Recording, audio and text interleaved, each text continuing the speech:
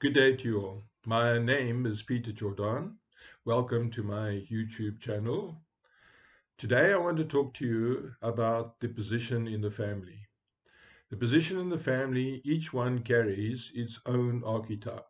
We've got the eldest or the firstborn, we've got the second child or the middle child, and we've got the third, which is the youngest child. Okay, and it works in those cycles of three. Then, over and above that, we've got the only child, and the only child also has its own particular characteristics. Now, having each of these three in the family, and this is a general guideline, and the stuff that I'm going to talk to you about is also it's a general guideline, and things change within families. Families break up, families reconnect, children die, children get sick, accidents happen, etc., etc. So things happen within the family that change these characteristics. So I want you to look at this more and clearly as a guideline of things about how it could be that your position in the family affects you. And I've tried to make it as comprehensive as possible. What I also want you to look at, I want you to look at this from the point of view, and yeah, I wanted you to have a look at the subconscious mind and how that works. Okay, on things. So when you understand that and the subconscious mind, then I want you to look at this video and this video going through the experiences that you have gone through in growing up, how this potentially could have affected you, and not only you, it affects everybody in the in the world in general. Okay, these are general patterns on them. So, with that, I'd like to kick off and start off perhaps with the only child.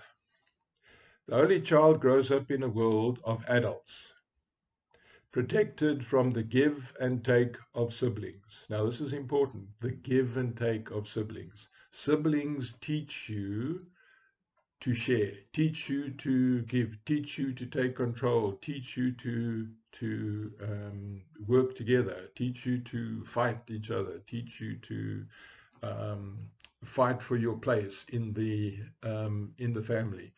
The only child doesn't have this.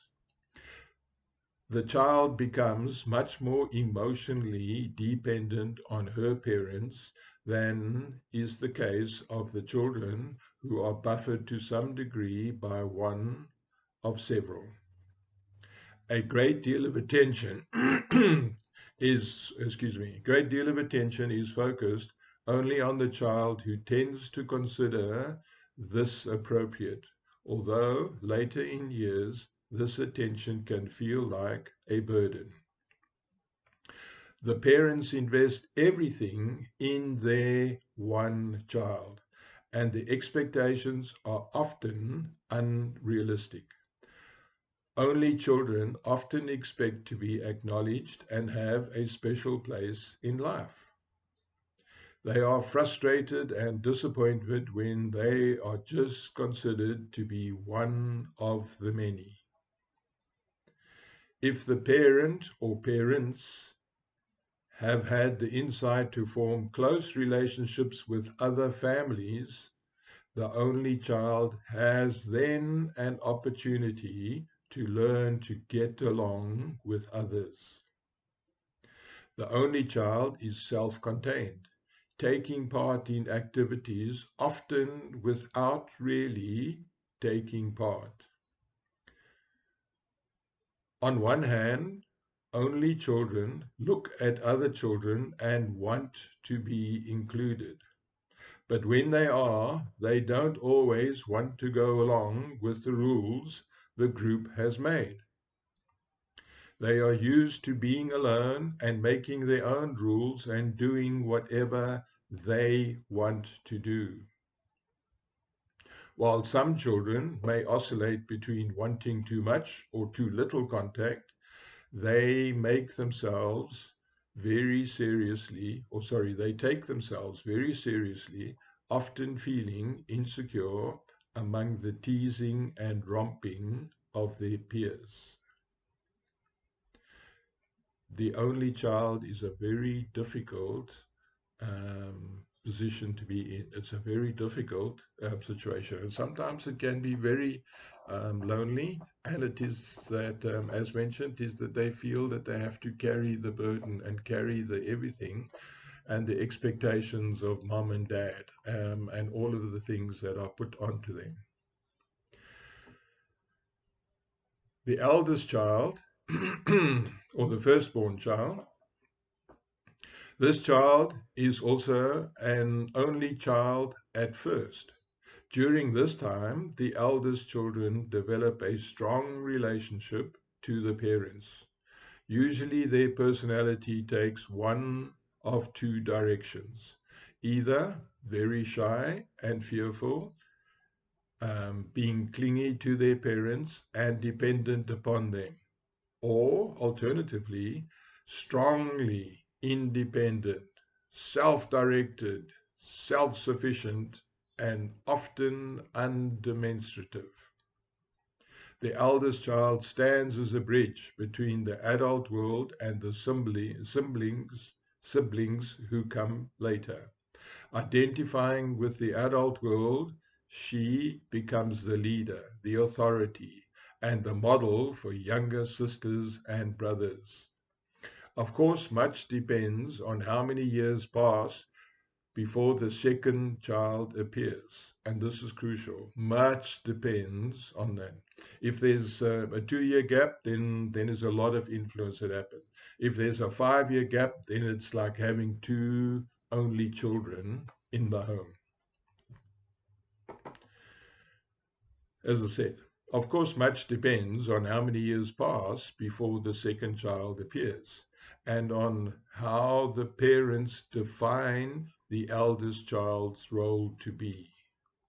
The eldest children can be aggressive, ambitious, high achieving, and concerned about doing their duty, and often show more drive and perseverance, because they look at life seriously, feeling that they carry the burden and weight of the world. They may leave the carefree world of childhood behind them much earlier than second children do. When a brother or sister arrives, the eldest child has to learn to share her home and share the affections of mum and dad. And this is very difficult for them. The way the first child accepts the newcomer depends on the difference of age and on the attitude of the parents and on the general conditions in the home. And last but not least, on the temperament and the personality of the child himself. The first child has been queen, if it's a girl, of the palace, and now has to defend her place. And this becomes a defender of faith, of tradition, the family, the past. There were law and order traditions and continuity are needed. The first child has his place. The first child can build a bridge between the younger ones and the parents, or erect a barrier, isolating the younger children from the parents. The first child is the maker of the family, for it is through her that the parents learn. They learn how to manage and how to raise children. Sometimes they are too strict and sometimes they are too lax. Into the structure created by the parents and the first child, the other children come. The way has been paved. If the parents felt that they were too lax with the first child, they will be stricter with the others.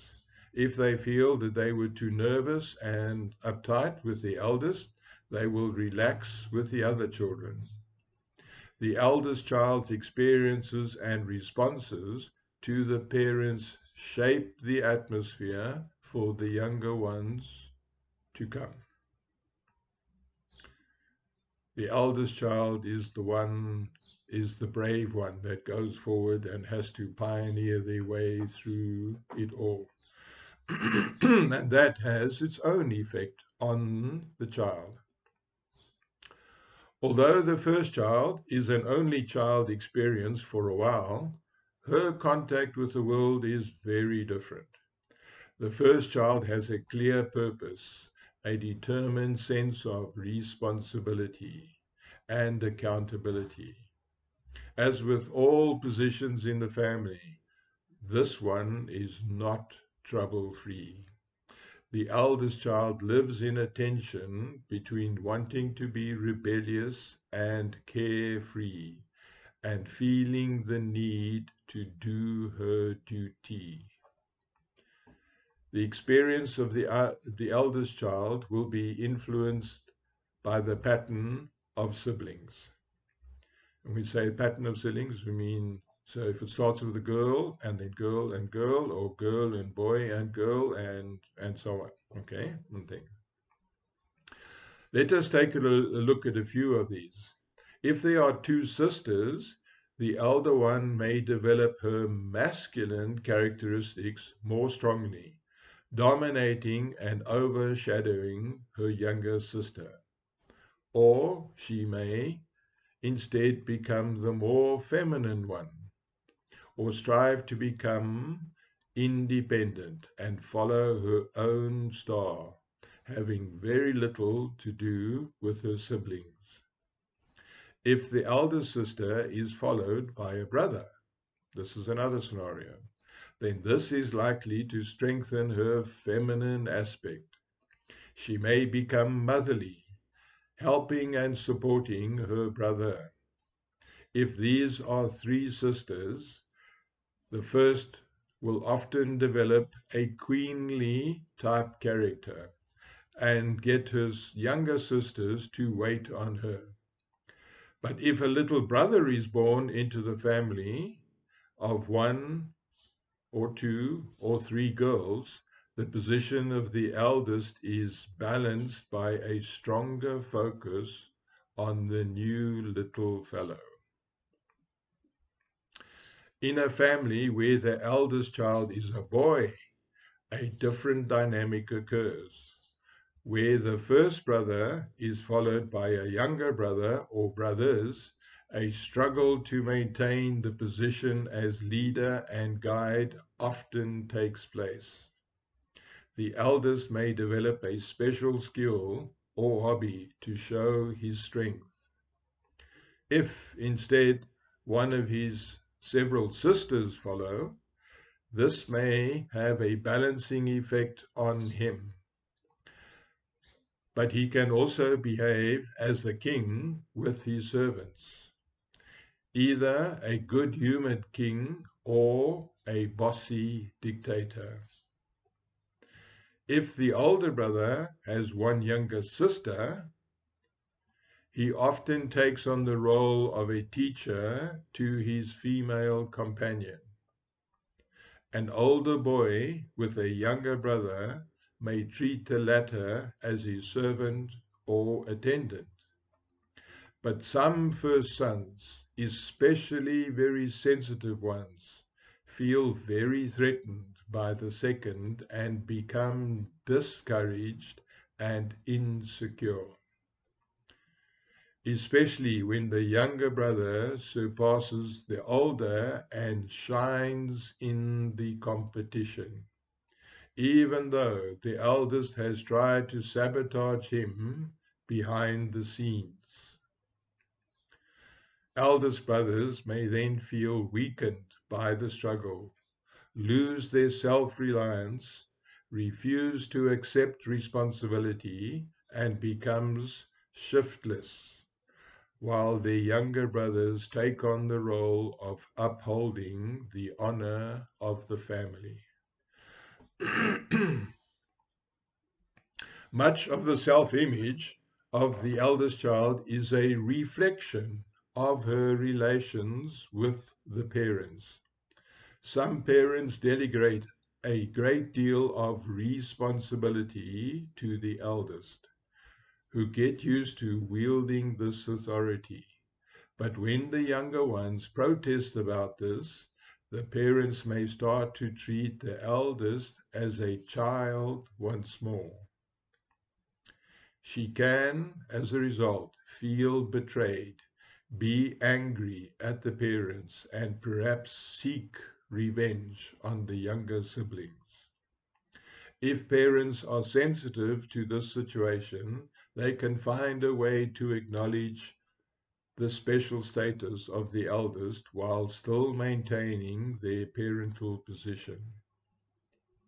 It is not unusual for the eldest child to counsel or to criticize the parents on their child rearing practices. All too often, the eldest feels the younger ones get away with everything.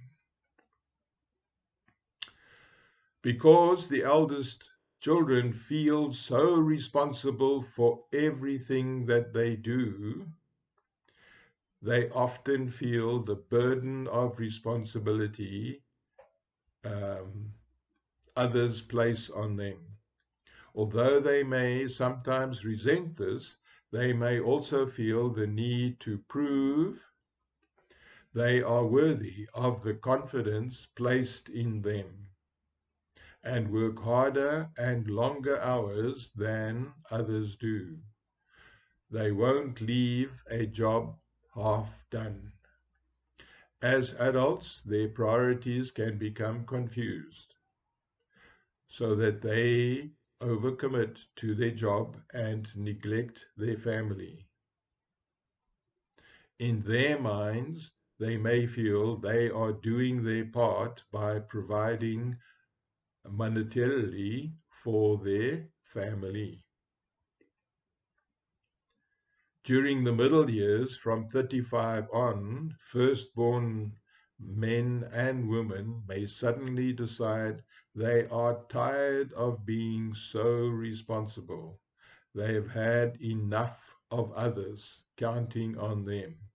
They are bored by the role and the routine, and they are sick and tired of it. At that moment, they may choose to do the unexpected, to act rashly. In some cases, they yearn to throw away all responsibilities and just be totally reckless. Some only go as far as to fantasize. Others may run off with younger women or a younger man, or buy a snazzy sports car, disappear for a wild night on the town, or do anything else completely out of character. However, the ecstatic feeling of having done it may quickly dissolve into guilt at having disappointed other people and themselves. At the same time, they enjoyed the experience and are frustrated that the spontaneity comes at such a heavy price. Torn between you can count on me and I want to do something exciting for once, the firstborn adult can suffer midlife crisis in a more exaggerated form than other siblings. Now, I'd like to talk about the second child. From the beginning, the second child has to share the parents with an older sibling. Unlike the first child, who identifies so closely with the parents and want their approval, the second child is often more easygoing, friendly, and cheerful. Usually, second children see life as an opportunity to have fun and experience the wonder and beauty of existence. But they also they also have their special difficulties. They always try, they're always having to try to stake a claim on what has already been conquered by someone else. It's not unusual for them to develop serious illness or difficulties in response to the challenge of this kind of situation. They may also take refuge in their powers of fantasy and have special spiritual powers. To be a second child mostly means to walk along a rope between the heaven and earth, to maintain the balance between the above and the below. From this, two common patterns emerge. The second child can become rebellious, stubborn, seemingly independent, able to withstand punishment, almost martyr-like, and determined to find a different interest and area so as not to compete with the older brother or sister. Or, alternatively, to be placid and easy, to take care of, to be soft and dreamy. Underneath either of these two stances is a strong awareness of the eldest child, whom the second child tries either to emulate or to distance herself from by being something quite different. If the eldest sibling is too successful, the second may feel unable to compete and then becomes difficult, insecure, and troublesome, giving up all attempt to catch up. The second child is often a dreamer, a poet, a seeker, rarely a fighter. She is less concerned with worldly matters. Not driven as much to succeed, second children do not feel the need to strive or to fulfill their duty, but instead to enjoy the world. Usually their sense of humor is stronger than that of the first children. They tend to become upset or super sensitive much more easily. This makes second children tougher. They are less sensitive to adult scolding or need to be accepted because they live more in the realms of fantasy, though, than the first child. They often create an unreal world in which the older sibling seems to take on larger than life importance. They invest their older siblings with qualities that they feel themselves that they can never attain. If a second child is a son following an older sister, his feminine characteristics can become exaggerated. In the beginning, his sister may be protective towards him, and so he learns to rely on her, not needing to prove himself. When she leaves home, his masculine, more competitive characteristics are likely to start developing. As he gets older, and if the distance in age is not too great, he may take on some of the characteristics of the eldest son and become protective of her and may assume the position of the man in the family, while his older sister becomes dependent on him. In this case, the boy combines aspects of the first and the second son. A similar pattern emerges if a firstborn son dies and a second-born son then becomes the eldest. In these situations, he carries the tension between his original and his acquired self. So these two things merge within him. If the second child is a girl following an older brother, she may become the eternal sister, the companion, the good friend, and the helper. She mostly remains in the background, working behind the scenes, helping others gain recognition. She can be a very strong personality, but she shows her strength by pulling strings from behind and guiding those around her. She makes it possible for others to succeed and receive acknowledgement. Such as second-born sisters have a special place in communities. They are devoted, sometimes tyrannical companions.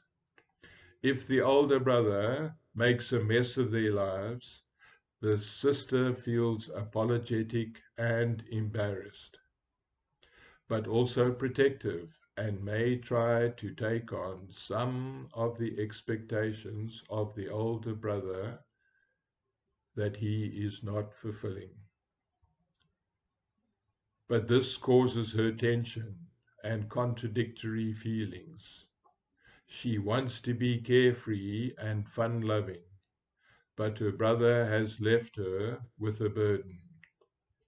So she may swing between being an excellent organizer, taking on responsibility, doing for others, and having a sense of ambivalence about accepting responsibility she feels is not really hers. Although younger sisters may fight with the older brothers during some of their childhood, they also look up to them. They become friends of their brothers, friends, especially as they enter adolescence, and can be admired by these male friends. The older brothers can and often be rather harsh on their younger sisters in their desire to protect them. The younger sister will then have a struggle for independence on her hands, not only from her parents, but from her surrogate parent, her older brother, as well. If the second sister follows an older sister, quite a different situation arises. She often becomes stiff and cool.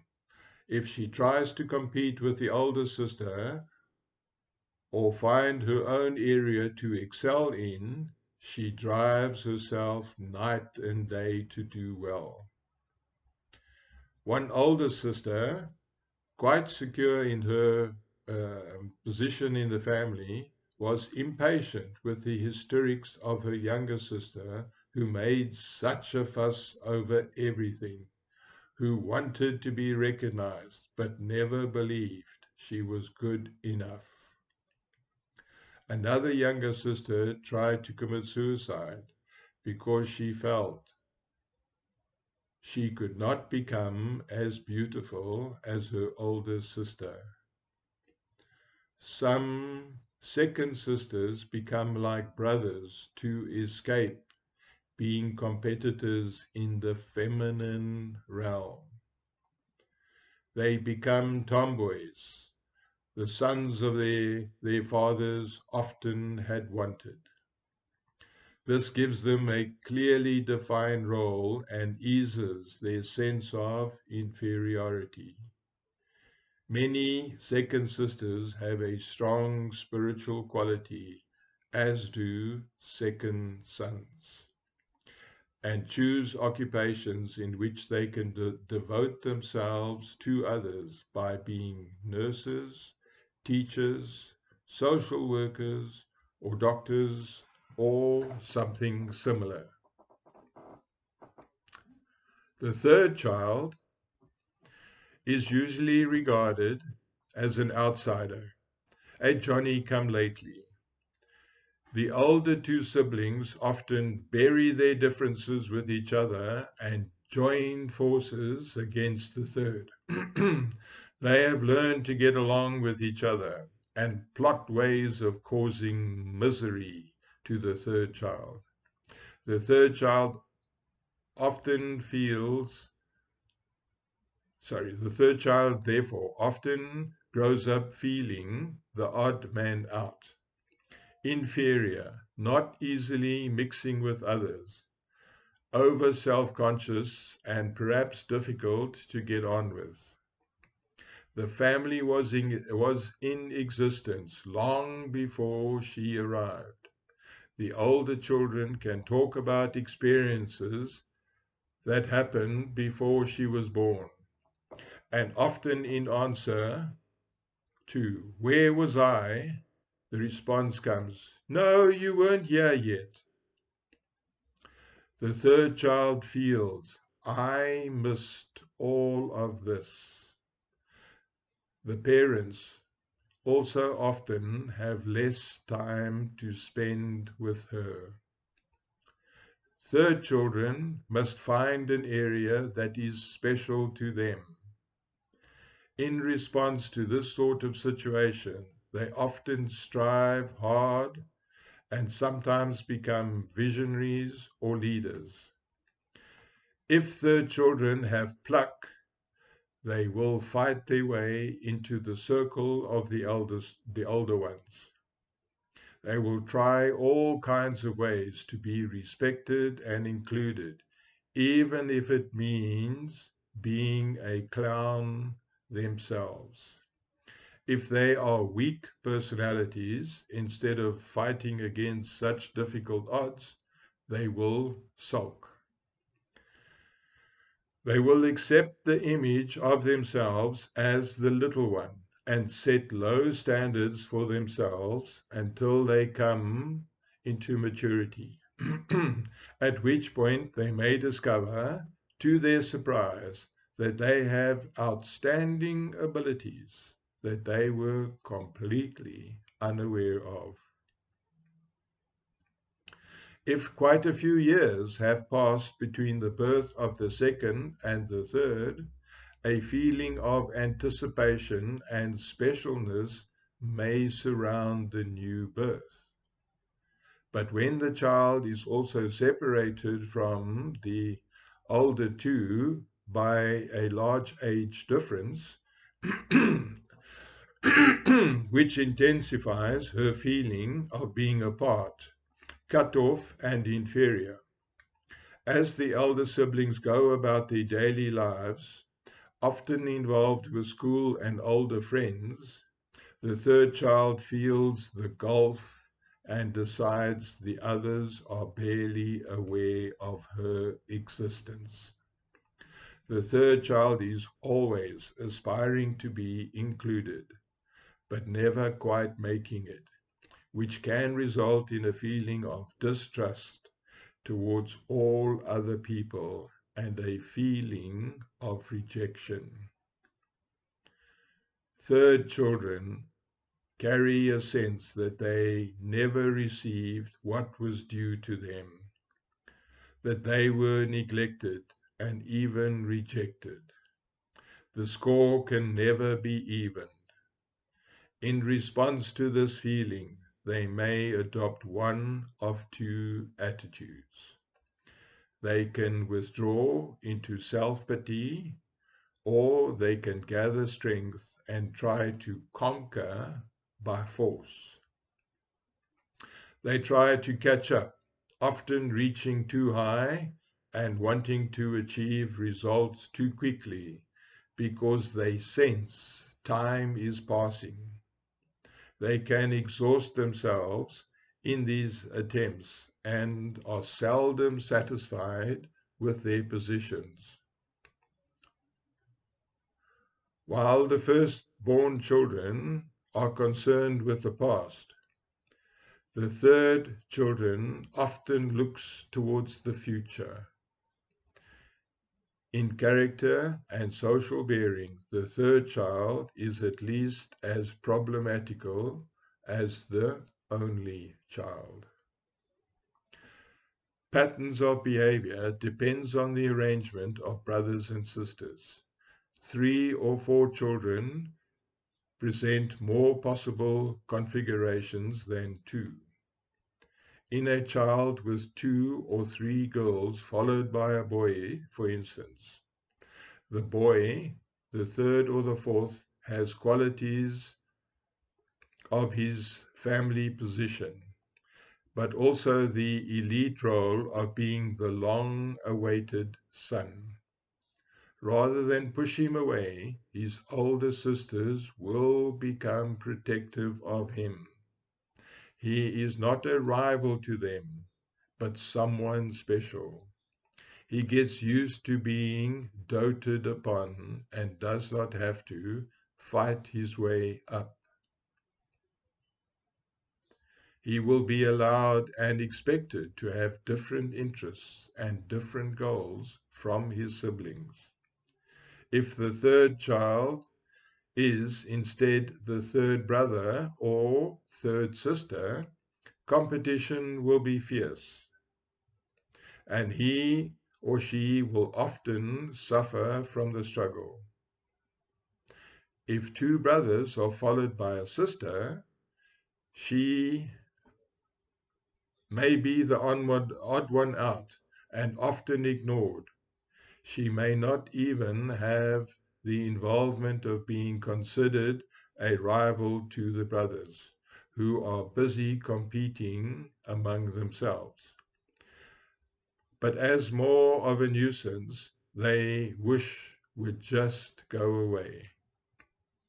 When there is a combination of a girl, boy, girl, or boy, girl, boy, or girl, boy, boy, or boy, girl, girl, the situation is different in each case.